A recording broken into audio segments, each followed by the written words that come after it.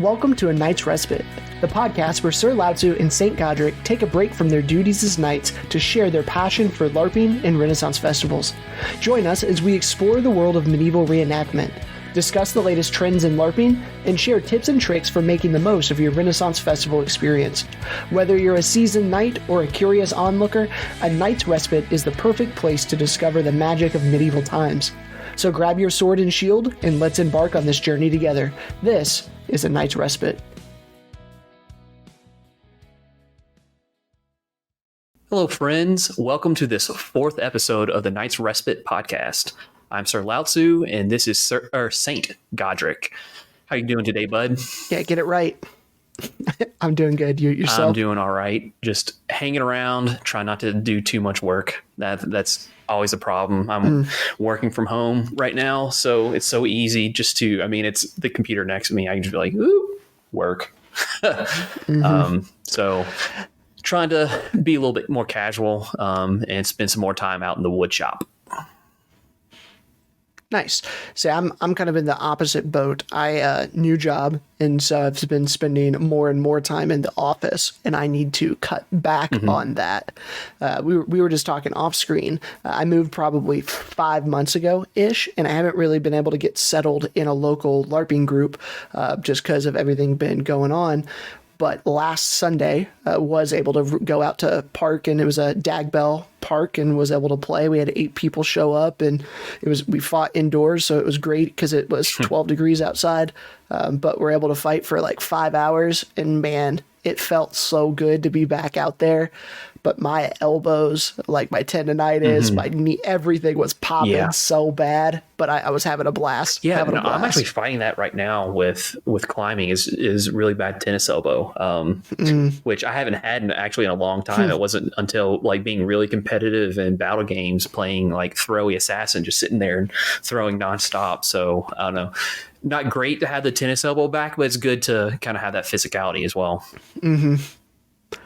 Man, when I got here, right before I moved, actually, I started going to a physical therapist and massage therapist specifically for my tendonitis in my elbows. And now it took a while. It took about 6 months.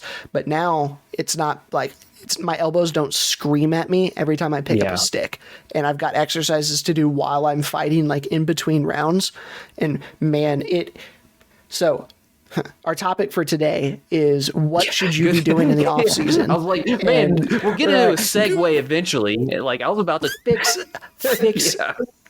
fix yourself during the off season. If you get hurt, do all the physical therapy, do all the stuff that you need to do to get yourself prepped to go back in. No, that actually sounds really good. Like I would love to get a massage therapist, something like that, because I know that my body is just so tense and so many knots and things like that. I've only gone to one before, and it was a life-changing experience. It was honestly a back alley kind of guy. I was working at a conference that it was somewhere between 15 and 20,000 people at the conference. And we were part of the staff and running back and forth nonstop, working for a whole week. And some guy just popped up into our little staging area with a massage chair and said, "Hey, you guys probably need this, don't you?" Didn't know him. Just had a massage chair. And we're like, yes, please. Oh man. It was, like I said, it was life-changing. Like they threw my back out, and it was still one of the best experiences of my life. See, I'm the opposite. I go at least once a month, and I generally will plan my schedules. I'll hit probably 9 to 10 weekend camping events or longer throughout this year. And I always schedule the Monday after the event. I go and I get a massage to just I take the day off work, give me a rest day. Dude, I'm getting older, and I've gotta prep myself to be able when I get back, just to make sure that everything is good to go. Daytime. And I would do unspeakable things for a jacuzzi in my house. Like gosh, that would be so nice. But I don't know. Well, maybe I'll make that as a goal here in the off season, kind of what we're talking about, to kind of get ready for the year, rebuild yourself, rebuild both your physical and mental game, and your equipment as well.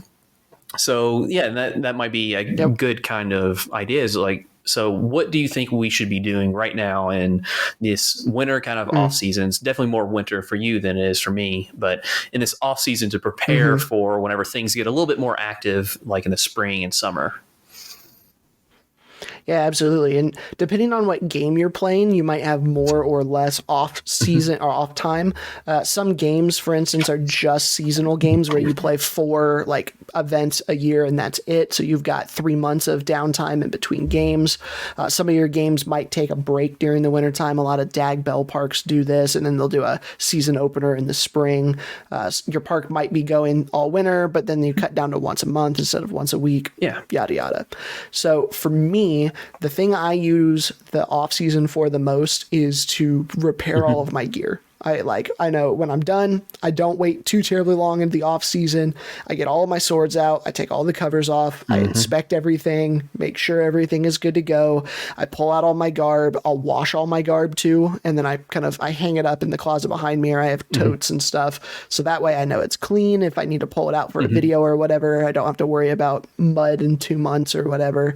And I make notes of all the gear and garb that I need to fix, all the swords I need to fix. And then I take a note of, I could really use blank for next year, whether that's a new shield or a new pole arm or a new whatever. And then I can start thinking in my mind, do I want to create it? Do I want to buy it? And start, going through that workflow. What about you?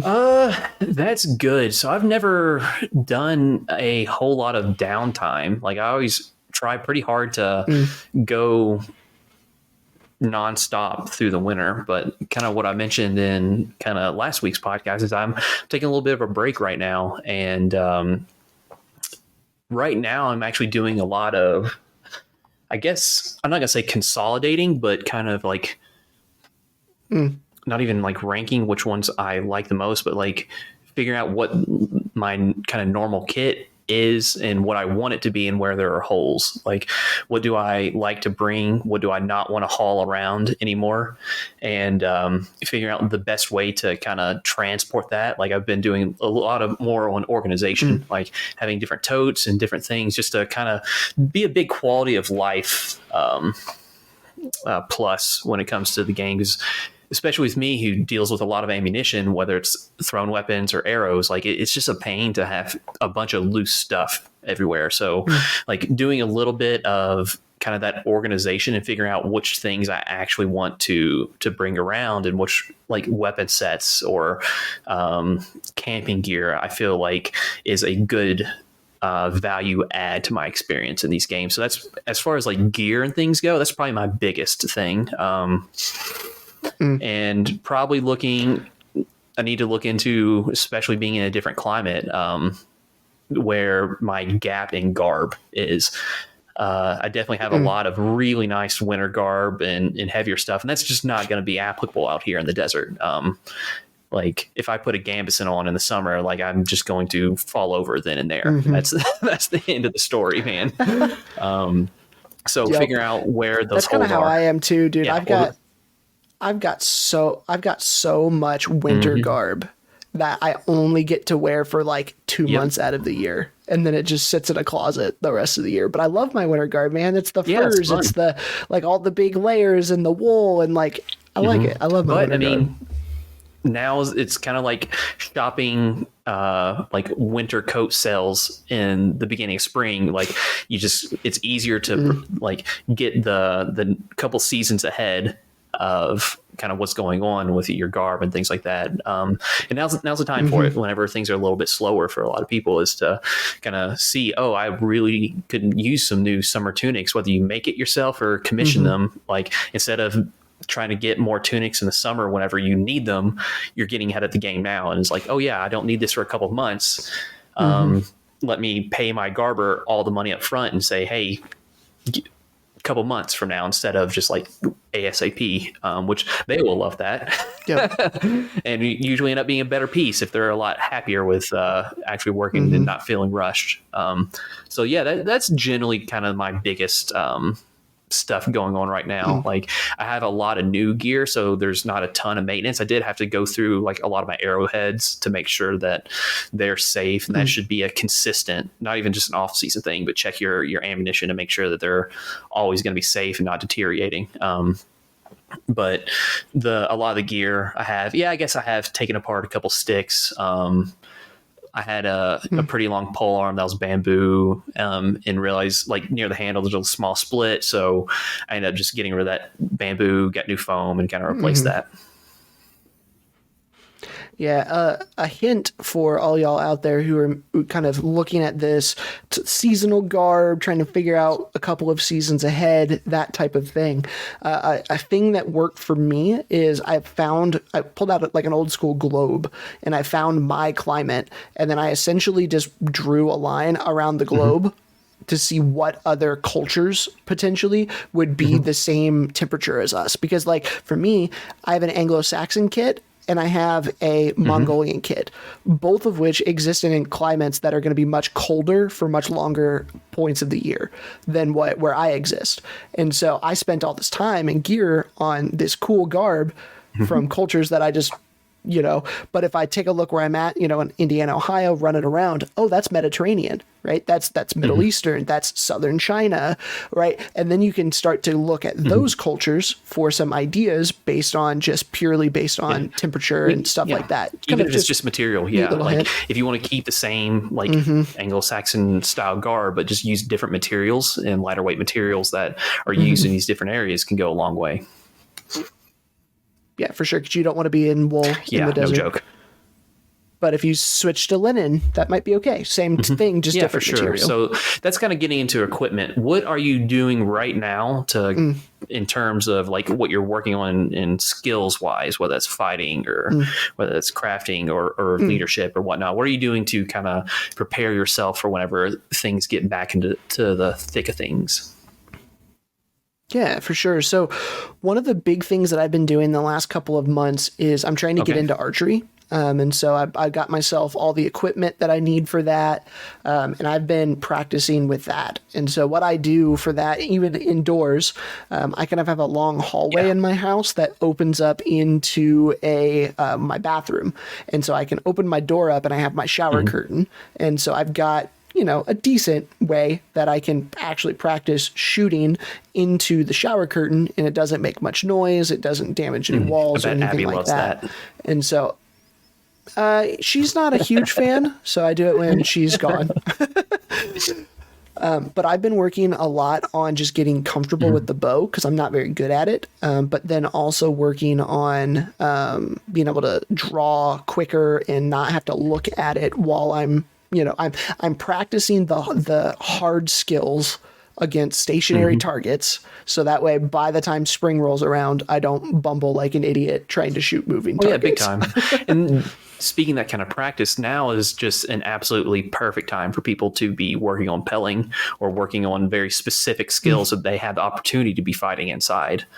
I know that you've always had like the church you work at, and there's a lot of people have bigger garages and things like that. But if you can get this indoor space, especially if you're in a cold climate, and just fight and work on individual skills, whether that's working on specific wraps or certain blocks, or working on your offhand with training partners that are dedicated to doing this exact same thing, you're not kind of focused in on the same, or I guess distracted in a way like you might be at a normal Saturday or Sunday at park where there are battle games going on and there's other people wanting to talk and chat and hang out. If you're wanting to do a little bit more like focused training, if that makes sense.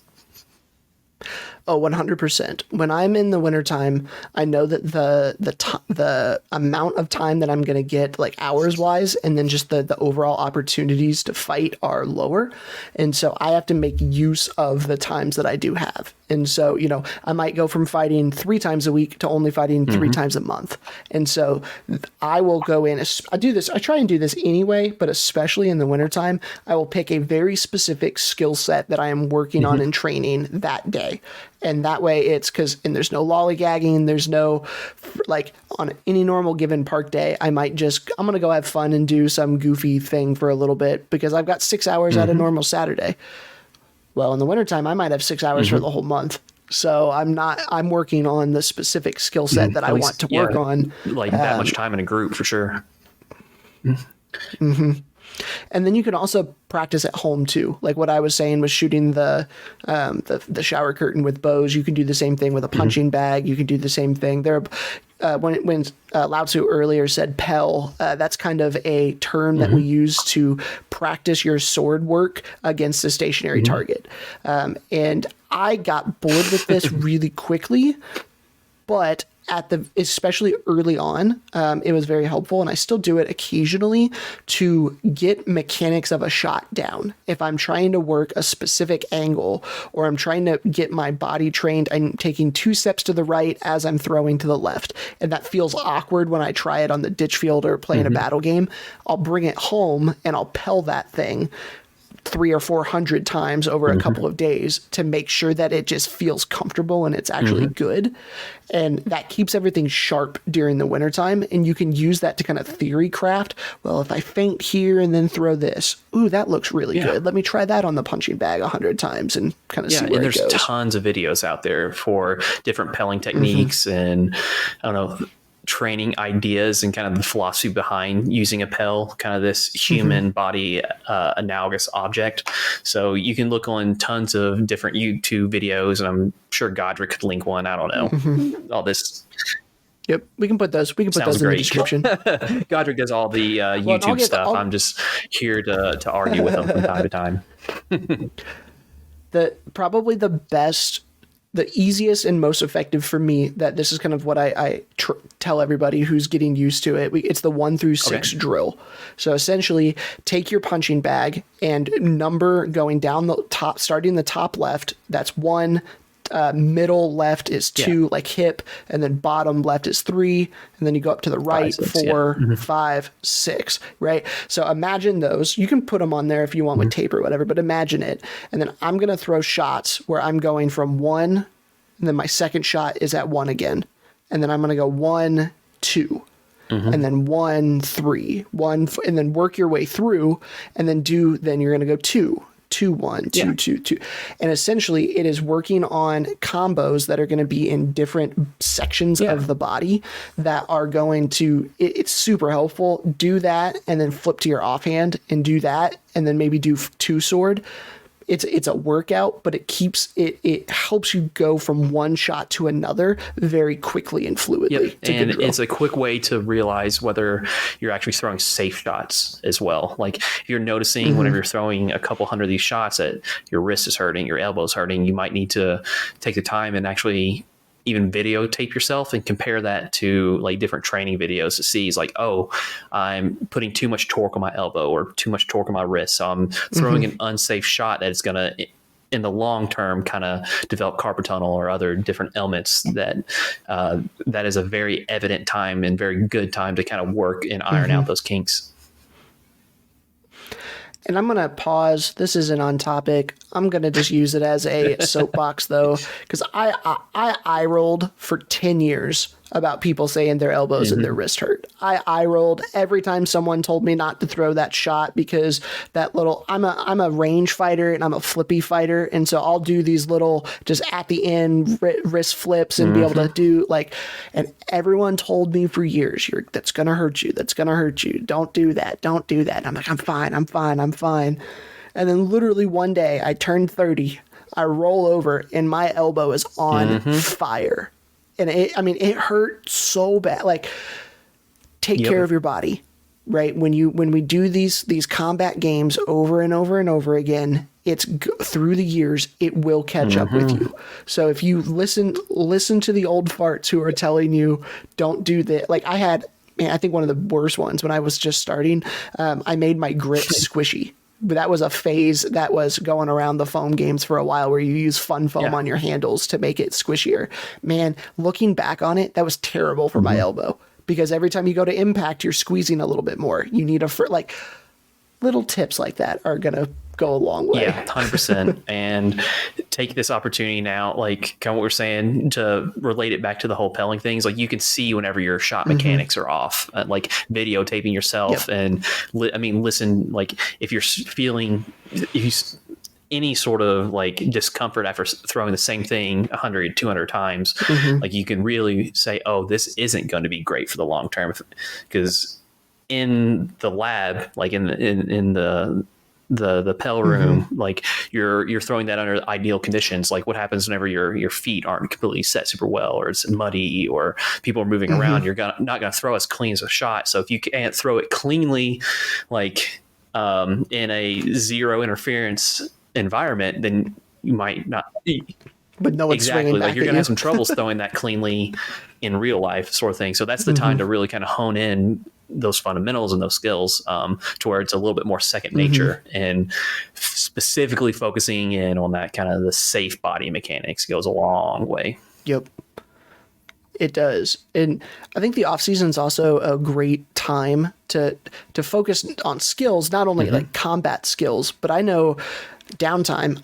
I've got the 4 hours a weekend or whatever that I'm not going to be out at park all the time. I have time to be able to use it here. I know for me I'm a crafter, you're a crafter. I use my off time as for fun time to kind of explore secondary or tertiary crafts of mine. I know just looking back historically through my time in LARPing, my main craft I did all year round because that's what I was competing for. That's what all my energy was at. But like the second stuff I wanted to do just for fun that wasn't for competitions, a lot of that got done in the off season because I had more time.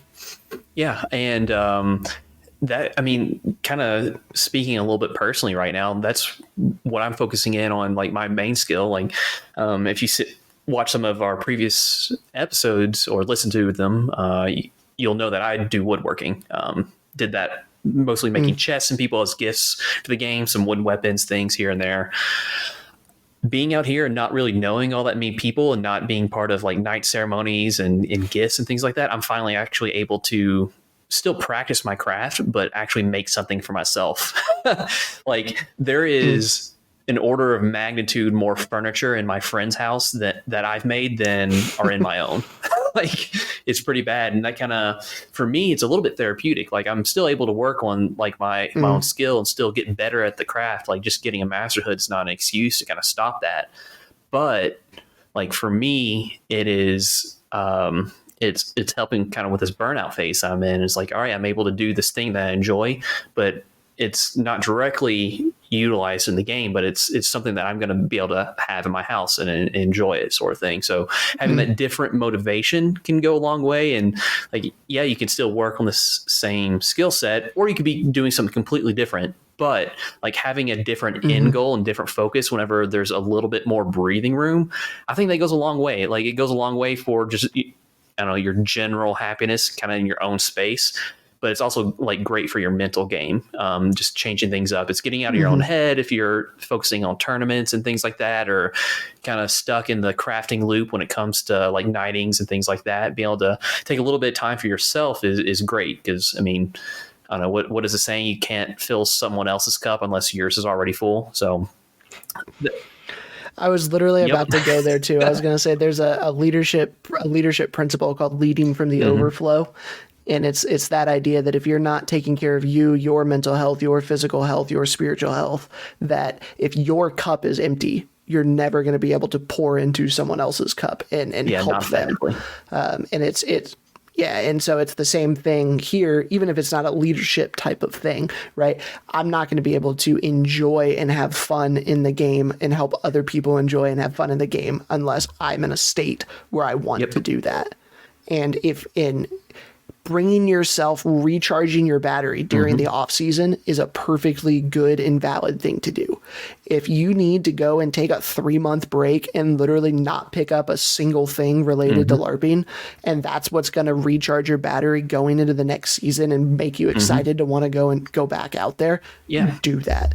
if you're someone who needs to do something, like I'm this way, I need to constantly have something to do with my hands. I get bored, and like LARPing is an outlet for me to be creative, and it gives me excuses to learn new skills. And so the off season for me is a time of learning. I watch a lot of videos, a lot of tutorials, and then I will pick around on a couple of things. Like one of the ones I'm working on right now is it's a torch, essentially, that is a PVC torch, leather wrapped, but it uses a highway flare as your light, right? And so like I've watched 2 or 3 videos on it, and I'm going to make 1 or 2, and then I'm probably not going to be happy with the first one, so I'm going to make another one here, and then so that way by the time the events start back up, I've got a new skill, and I've got something cool to bring out to the event. And, that for me, that's what refills my cup. Find the thing that refills your cup and do that. And especially, like I said, like I was always stuck in the crafting circle, like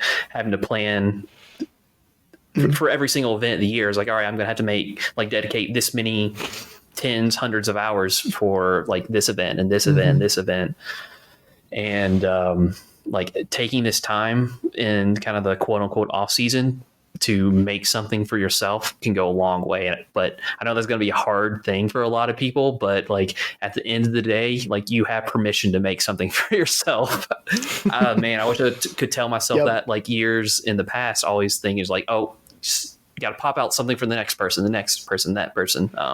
But no, you're definitely allowed to make something for yourself and make something that you enjoy and be able to like enjoy your own craft and not just have to make it for other people. And I think that can go a long way for one, just your general self-worth, but also like your mental health and thinking is like, oh, I made this for myself and I like it and I can finally enjoy it instead of like people, oh, what have you made? Oh, I make woodworking stuff. Oh, what do you have in your house?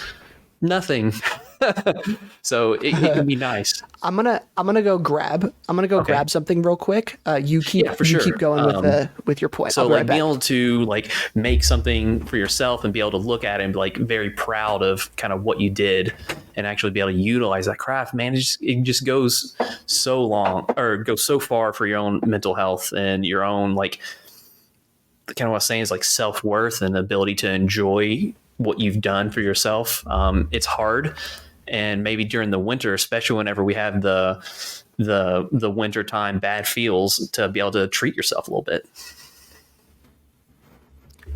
So I went and I grabbed, this was one of the items that I made for myself very early on in my LARPing career. It was something that I made before my skill was at masterhood level. It was an early project for me. And I made it as a one-day type of project. It was like motivation for me. It sat in my room, and it's you guys can see, it's a knight's belt. Oh, I remember that. Which is you can't, it's a goal. And so this belt was a first for me because it uses the horseshoe. It slides on and off, which was a first for me. And then at the ends, it's got, ammo shells down at the end for a knight's belt. I made this for myself, even though I couldn't wear it. Yeah, that was years before. I remember whenever you made that. I mean, I made this. This would have been for my first or second tournament win. I mean, so this was 5 years before I got knighted. So don't feel bad about making cool stuff for you, right? Like if you would, like for me, that sat in my office, and every time I was crafting, I saw it, and it was that motivation for me. Could be something that could maybe help you if you're in that burnout type of phase. Make something that's going to help remind you what the goal is. Big time, changing the paradigm. And honestly, the reverse can be true. If you only make stuff for yourself, which doesn't seem to be the case with most crafters, but we'll say you only make things for yourself.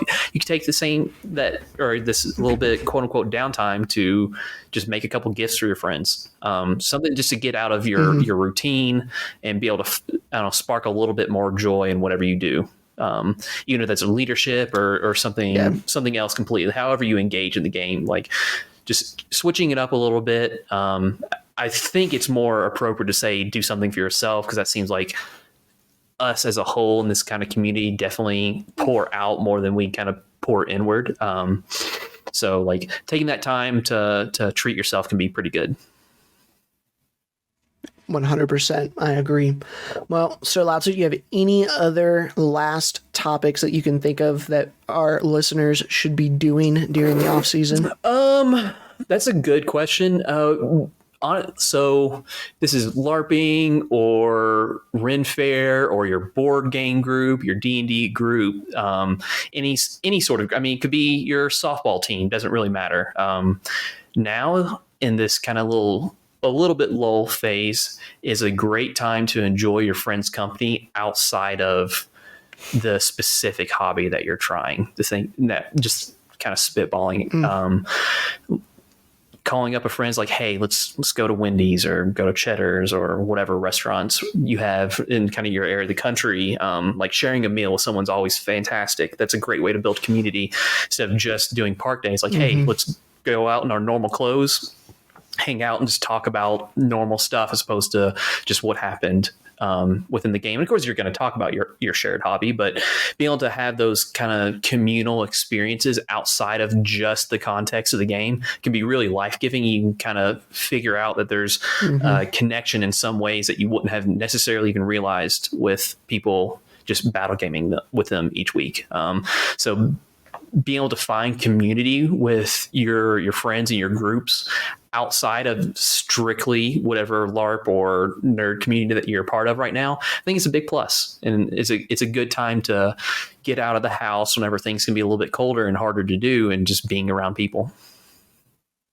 100%. I think that's a great piece of advice, because for me, I'm a social person, going and just hanging out with my friends is a huge thing during the off season, because I miss my friends when I don't get to see them 3 times a week or however often we normally fight. So it's a good point. I would say my last little bit of advice for what should you be doing in your off season? You should be watching this channel and other channels like it. Make sure you hit that like and subscribe. Shameless. But for real, I know. For real though, like go and find YouTube videos, tutorials, those type of things. At least for me, that's huge in my off time. It keeps me busy. It helps me stay focused on what I'm doing. Go and just consume as much content as you want to, and it's pretty good. So with that, we will bring episode 4 of A Night's Respite to a close. If you like this content, please hit that like button. It does help out a ton. Leave us a comment down below. We do make sure we read all of those comments. So if you have any ideas for episodes you'd like to see, throw those down in the comment. We did get